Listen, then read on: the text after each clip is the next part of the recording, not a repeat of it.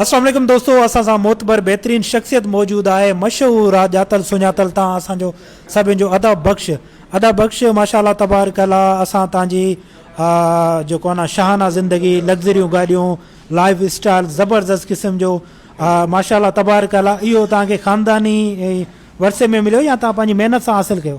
बिस्मिल्लाह रहमान रहीम। अदा बिल्कुलु असां महिनत कयासीं ऐं असां बचपन खां वठी महिनत कयासीं ऐं बाबो साईं असांजो साथ बि ॾिनो ऐं भाइर बि साथ बि ॾिना ऐं तव्हांजी संगत सभु भाइर ऐं छा चवंदा आहिनि सिंधी में महिनत करे असां हिते हिन लेवल ते पहुता आहियूं अल्हम्दुलिल्लाह। माशाअल्लाह माशाअल्लाह तबारक अल्लाह।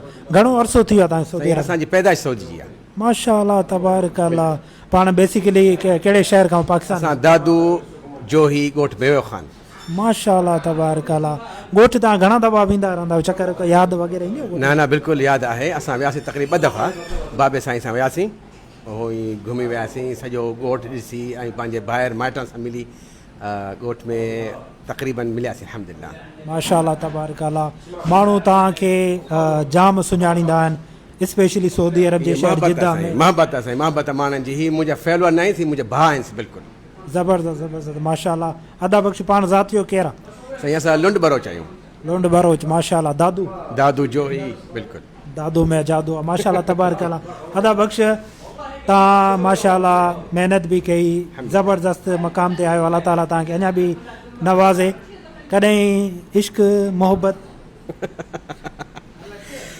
हू सिंधी में चवंदा आहिनि का बि वण कोन्हे जंहिंखे हवा न लॻे। बिल्कुलु उहो त ज़ाहिर आहे। इश्क थींदो रहंदो आहे। तव्हांखे थियो कॾहिं? क़ाइमु आहे। बिल्कुलु क़ाइमु आहे। हा क़ाइमु। मुकमल थियो या मुकम्मल हासिल थियो या ला हासिल?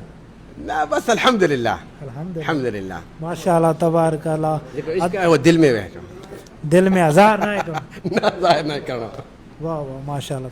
भला हिते सऊदी अरब में, पाकिस्तान में? बस आहे इन दुनिया में दिल में आहे। माशाअल्लाह तबारक अल्लाह। दोस्तों अदा बख़्श तमामु बहितरीन शख्सियत आहे ऐं बहितरीन मिज़ाज जो आहे। ऐं चवंदुसि त पूरी सिंध में केर बि आहिनि टोटल, पर हिन जहिड़े मिज़ाज जहिड़ो को बि शख़्स न आहे। ऐं हिन सां माण्हुनि जी मोहबत ऐं हिन जी मोहबत ऐं माण्हुनि सां हिन जी मोहबत माशाअल्लाह तबारक अल्लाह। हिननि जो दुकानु आहे, असां दुकान में मौजूदु आहियूं।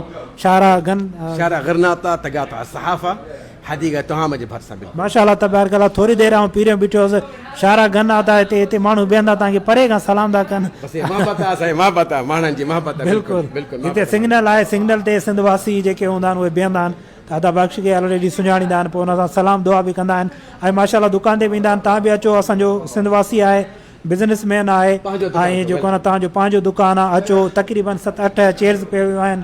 दोस्तनि सां गॾु अचो त हिते अचो, मोस्ट वेलकम। तव्हां जूस वग़ैरह बि पियो। अदा बख़्श बि तव्हांखे कॾहिं कॾहिं मिली वेंदो, हिते दुकान ते मौजूदु हूंदो आहे। पर जेका कामयाबी आहिनि ही अलाह जी महिरबानी ऐं माउ पीउ जी दुआ ऐं तव्हां भाइरनि वांगुरु जेके भाइर आहिनि, भेणूं आहिनि, सभु असांजी दुआ कया अथनि। हिन जे लाइ अल्हम्दुलिल्लाह असां कामयाबु आहियूं। लेकिन असां कुझु न आहियूं, लेकिन तव्हांजी जेका मोहबत आहे उहा असांखे हिन मक़ाम ते पहुचाई आहे। माशाअल्लाह तबारक अल्लाह माशाअल्लाह। अदा बख़्श सिंधवासी कारोबार जी फील्ड में काफ़ी घटि आहिनि माशाअल्लाह। तव्हां तबारक अल्लाह तव्हांजो बिज़नेस बि आहे हिते ऐं तव्हां पुराणा बि आहियो, पोइ उन्हनि खे छा पैगाम ॾींदव बिज़नेस सऊदी अरब में कनि या हिते मौजूदु हुजे? बिज़नेस करण में बिल्कुलु आसानी आहे, लेकिन थोरो हिते यानी छा चवंदा आहिनि यानी मसूलियत ऐं गवर्नमेंट जी जेको लाइसेंस हा बिल्कुलु उहो थोरो सख़्तु आहे।